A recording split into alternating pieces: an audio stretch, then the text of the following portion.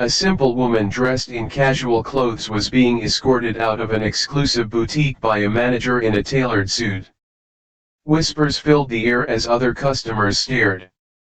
"People like you don't belong here," he sneered. She walked away with dignity, her head held high. 1 hour later, a black SUV with tinted windows pulled up. Her billionaire husband stepped out, straightening his designer tie, and walked towards the boutique's entrance with purpose. The morning sun cast a golden glow over Rodeo Drive as Claire Matthews strolled along the iconic Los Angeles shopping district.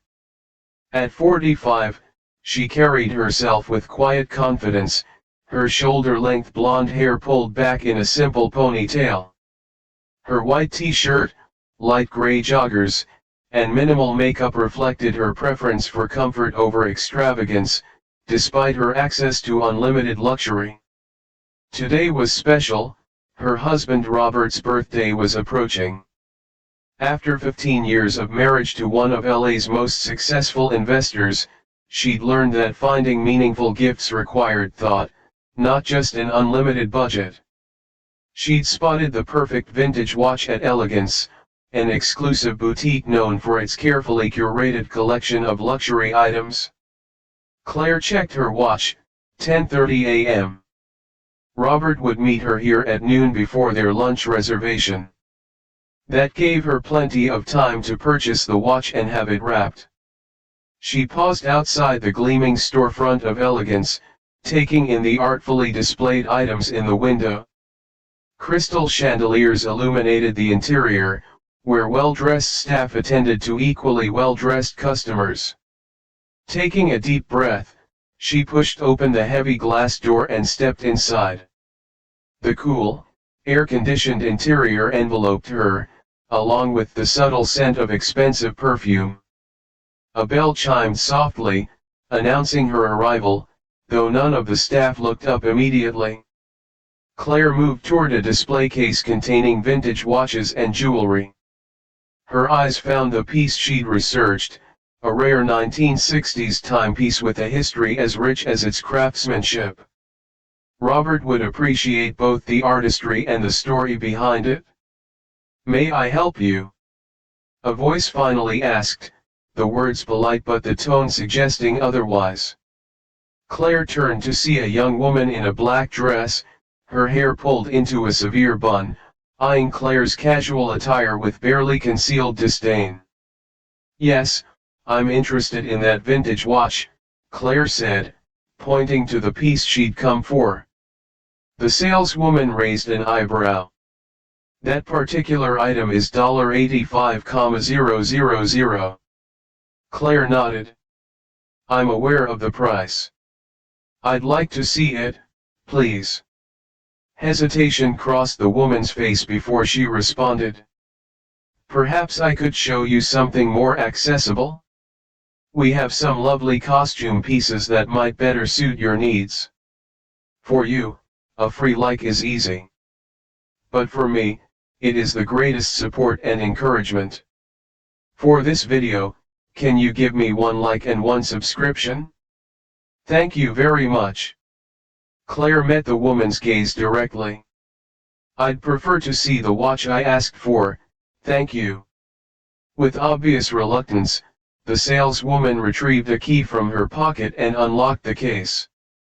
She removed the watch with exaggerated care, as though worried Claire might grab it and run, placing it on a velvet pad and sliding it across the counter, maintaining a safe distance between Claire and the merchandise. "It's a limited edition.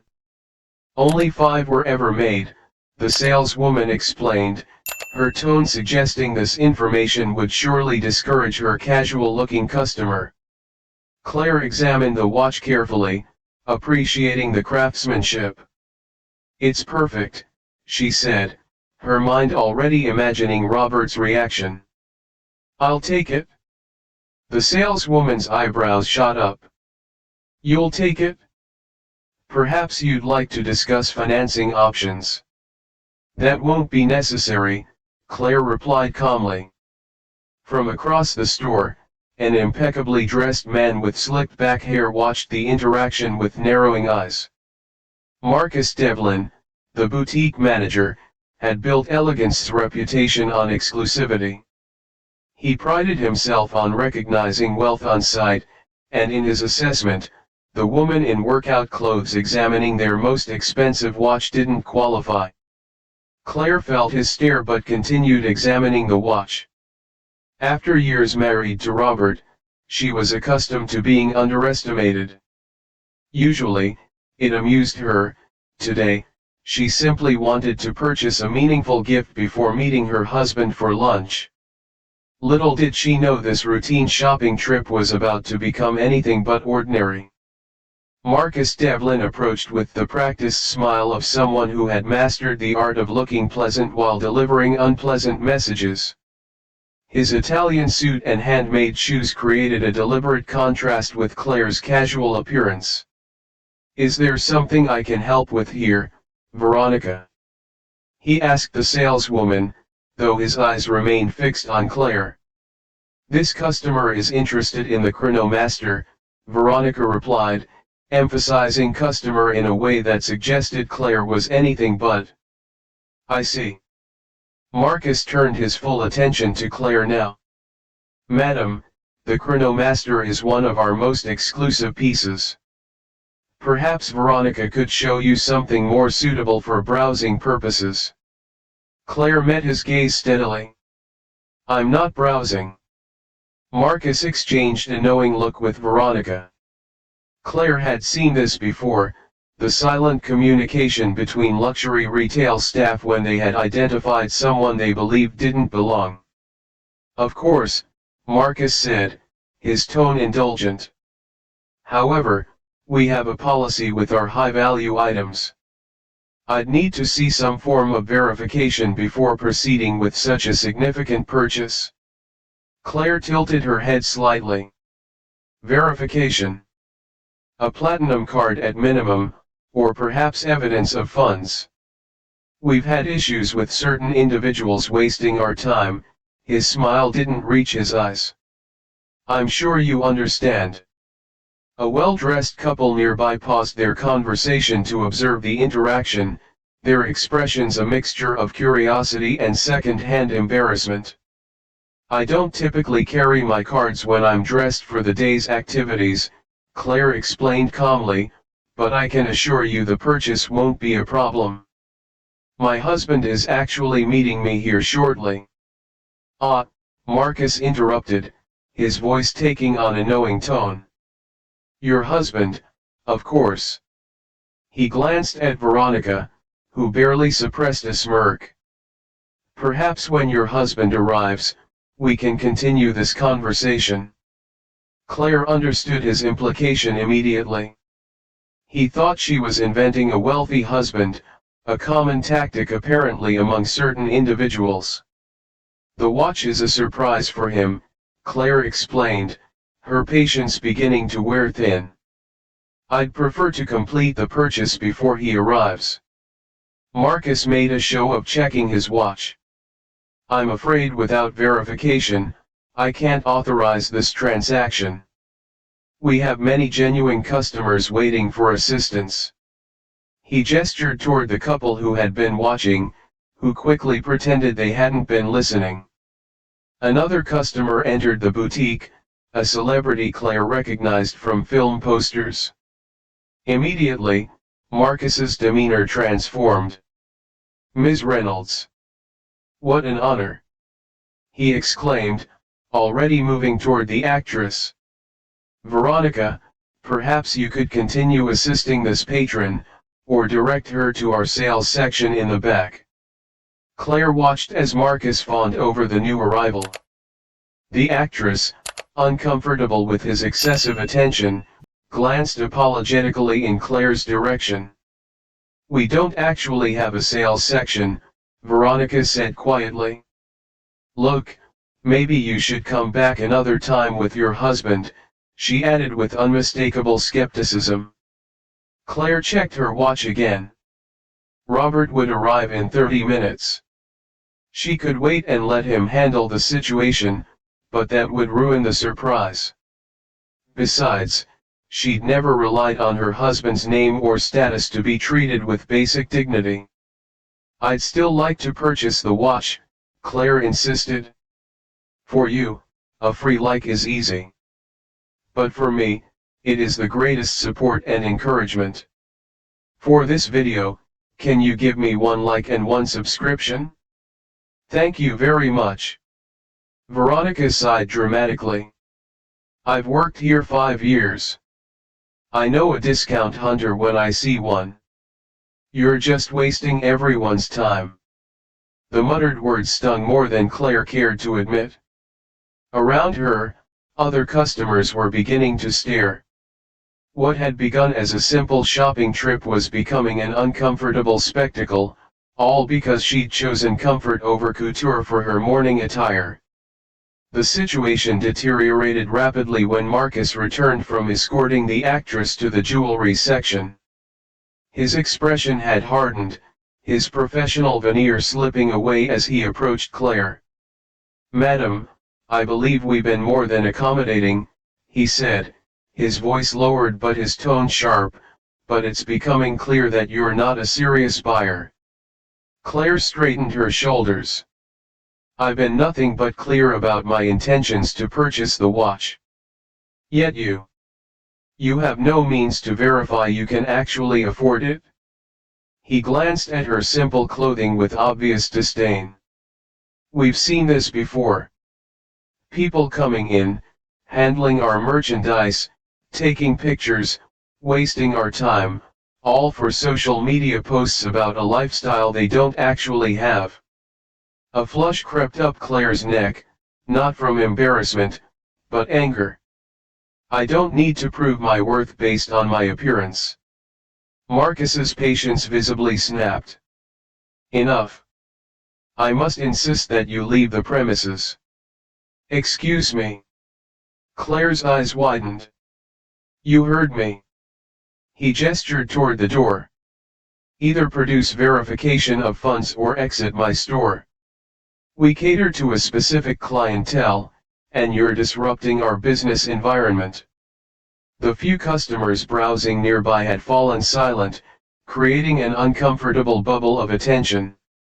One woman whispered something to her companion, both casting judgmental glances in Claire's direction. "This is ridiculous," Claire said, her voice steady despite her rising indignation. "I'm a paying customer." "No," Marcus countered, "you're not. You haven't paid for anything, nor do I believe you can." He moved closer, invading her personal space. "Now, I won't ask again. Please leave before I'm forced to call security." Something in his tone, the absolute certainty that she didn't belong, made Claire realize further protest would only create a scene. With quiet dignity, she stepped away from the counter. "The way you've treated me says far more about you than it does about me," she said quietly. Marcus smiled thinly, taking her arm, guiding her firmly toward the exit. "Perhaps try the department stores downtown." As they reached the door, he released her arm with a small push that wasn't quite forceful enough to be called assault but left no doubt about his intentions. The glass door swung shut behind her with a definitive click, leaving Claire standing on the sidewalk of Rodeo Drive, the California sun suddenly feeling too bright, too exposing. Through the window, she could see Marcus returning to his staff, making a comment that caused several of them to laugh while looking in her direction. Claire took a deep breath, steadying herself against the wave of humiliation washing over her. In 15 years of marriage to Robert, she'd encountered plenty of pretentious people, but rarely such blatant disrespect. She checked her watch, 11:40 a.m. Robert would arrive in 20 minutes. For a moment, she considered waiting to explain what happened, to watch his face when he realized how they'd treated his wife. Robert's protective instincts were legendary in business circles, he'd built his reputation on fairness but was merciless when crossed. "Are you all right?" a woman's voice broke through Claire's thoughts. She turned to see the actress who'd entered the store earlier now exiting with a small shopping bag. "I saw what happened in there," the woman continued. "It was appalling. For you, a free like is easy. But for me, it is the greatest support and encouragement. For this video, can you give me 1 like and 1 subscription? Thank you very much." Claire managed a small smile. "Thank you for saying so. I'm fine, just surprised at how quickly assumptions are made." The actress nodded sympathetically before her driver ushered her toward a waiting car. Claire decided to walk down the block to clear her head. She wouldn't give Marcus the satisfaction of seeing her standing outside like she'd been put in timeout. Meanwhile, Robert Matthews's day had been intense, even by Billionaire standards: 3 investment meetings before 11 a.m., followed by a conference call with international partners. But thoughts of lunch with Claire had kept him focused. These quiet moments together were precious amidst his chaotic schedule. At 11:45, his driver pulled the black SUV to the curb near Elegance Boutique. Robert straightened his blue tie as he checked his reflection in the tinted window. At 48, his dark hair showed distinguished touches of gray at the temples, and his well-tailored navy suit complemented his athletic build, maintained through pre-dawn workouts. "Wait here, James," he instructed his driver. "We shouldn't be long." Robert approached the boutique, scanning the sidewalk for Claire. Finding no sign of her, he assumed she must still be inside. Perhaps she'd found something special for herself, though he knew his wife's preference for simplicity often puzzled those in their social circle. As he reached for the door, a middle-aged woman approached him. "Excuse me, are you Robert Matthews?" she asked hesitantly. Robert nodded, instantly alert. Being recognized in public usually meant investors or journalists. "I just wanted you to know your wife was just asked to leave the store," the woman explained quietly. "I was inside. The way they treated her was disgraceful. She walked that way," she added, pointing down the street. Robert's expression darkened. "Thank you for telling me," he said, his voice controlled despite the anger flaring inside him. The woman nodded and continued on her way. Robert pulled out his phone, tempted to call Claire, but decided against it. Instead, he texted his assistant, "Rushed my 2 p.m. Something's come up." His assistant's response was immediate, "Done. Everything all right?" "Will be." Robert replied cryptically. He looked through the boutique's windows, observing the opulent interior and the staff's interactions with customers. The manager, easily identifiable by his authoritative stance, was laughing with 2 saleswomen. Something about their body language, the shared smirk, told Robert all he needed to know. Robert Matthews hadn't built a billion-dollar investment empire by being impulsive. Every move was calculated, consequences mapped out 3 steps ahead. He assessed the situation with the same strategic mind that had made him a legend in financial circles. He could see Claire now, walking slowly back toward the boutique, her posture straight despite the humiliation she had endured. Their eyes met across the distance, and he saw her expression shift from surprise to something more complex, a mixture of love and resignation, as though she already knew what was coming. Claire quickened her pace, reaching Robert before he could enter the boutique. "I was just taking a walk," she explained, touching his arm gently. "How was your morning?" Robert studied his wife's face. After 15 years together, he could read the subtle signs of distress others would miss. Someone told me what happened in there, he said quietly. Claire sighed. It's nothing, Robert. Just another case of people making judgments based on appearances. It's not nothing. His voice remained calm, but Claire recognized the controlled intensity that made boardrooms fall silent. No one treats you that way. Not even on Rodeo Drive. Already moving toward the boutique entrance, purpose in every step. Inside Elegance, Marcus was describing his encounter with the obvious time waster to Veronica and another staff member. The nerve of some people, he laughed, coming in here looking like she just left the gym, expecting. The door opened, and their laughter faltered as Robert Matthews entered the store. Even those who didn't immediately recognize the billionaire investor could sense his commanding presence.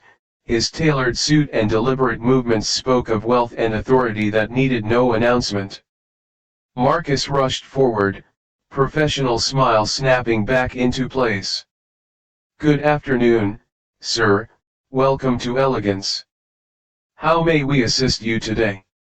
Robert surveyed the store with calculated coolness before his gaze settled on Marcus. I believe you just ejected my wife from your establishment. The color drained from Marcus's face as Claire stepped in behind Robert. The staff froze, recognition and horror dawning simultaneously as connections were made. Robert Matthews, Claire Matthews, the billionaire power couple known for their philanthropy and business acumen. Mr. Matthews, Marcus stammered, there's been a terrible misunderstanding. Has there? Robert's voice remained even. From what I understand, you judged my wife solely on her appearance, refused to sell her merchandise, and then physically escorted her from the premises while making derogatory comments. The other customers in the store had stopped browsing, riveted by the unfolding drama. Veronica stared at the floor, suddenly fascinated by her shoes. Sir, if I had any idea who Mrs. Matthews was. Robert raised a hand, silencing him. That's precisely the problem. You shouldn't need to know who someone is to treat them with basic dignity and respect. He turned to Claire. Was this the watch you were trying to purchase? Claire nodded, pointing to the vintage timepiece still resting on the velvet display pad. Excellent choice, Robert said warmly before turning back to Marcus with a markedly cooler expression. I'd like to speak with the owner of this establishment. Marcus swallowed hard. Mr. Goldstein is in New York this week, but I'm the general manager. I have full authority to. Perfect, Robert interrupted. Then you have full authority to explain to Mr. Goldstein why Elegance is about to face a very public relations nightmare, and why your most exclusive pieces are about to be sold somewhere else. The statement hung in the air, its implications clear to everyone present. Robert Matthews wasn't just a billionaire, his investment firm held significant stakes in several luxury retail groups, and his influence extended throughout the industry. Please, Mr. Matthews, Marcus pleaded, desperation replacing his earlier arrogance, there must be something we can do to rectify this situation.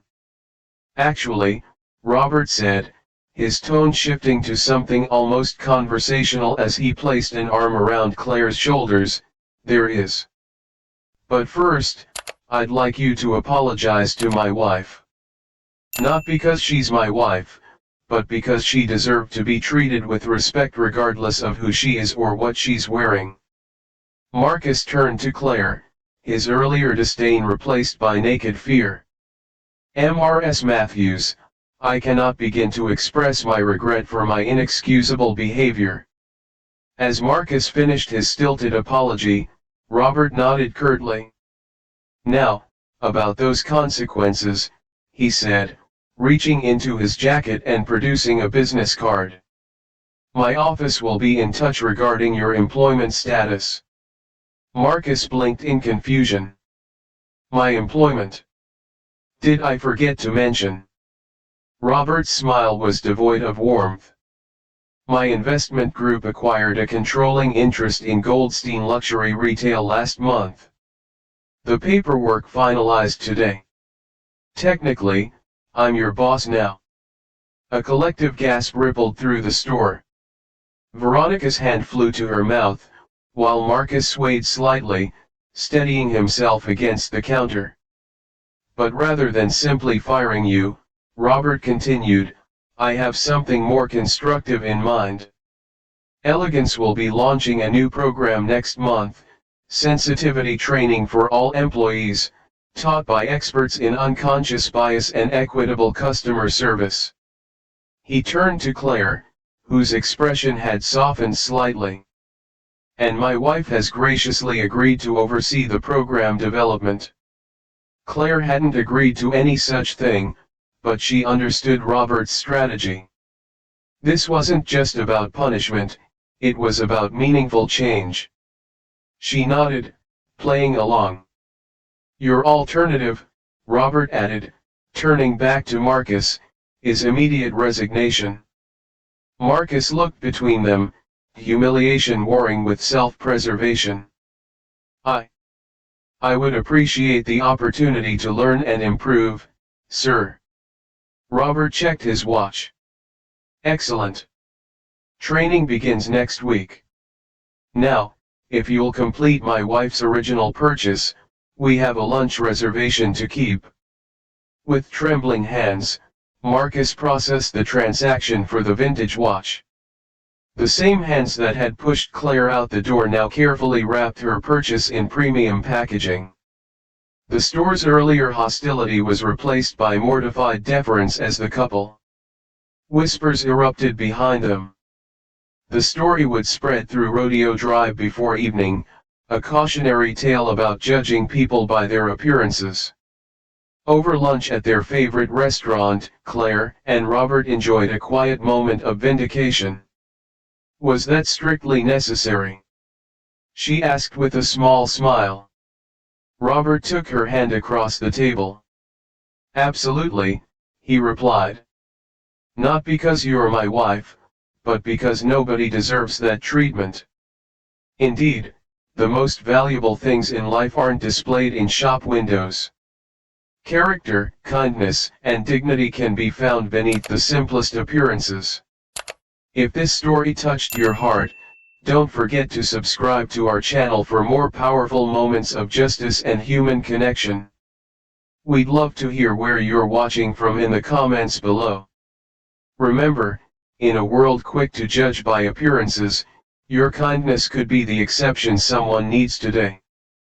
The most valuable possession is a compassionate spirit, something no luxury boutique can sell. Until next time, keep believing in the power of dignity.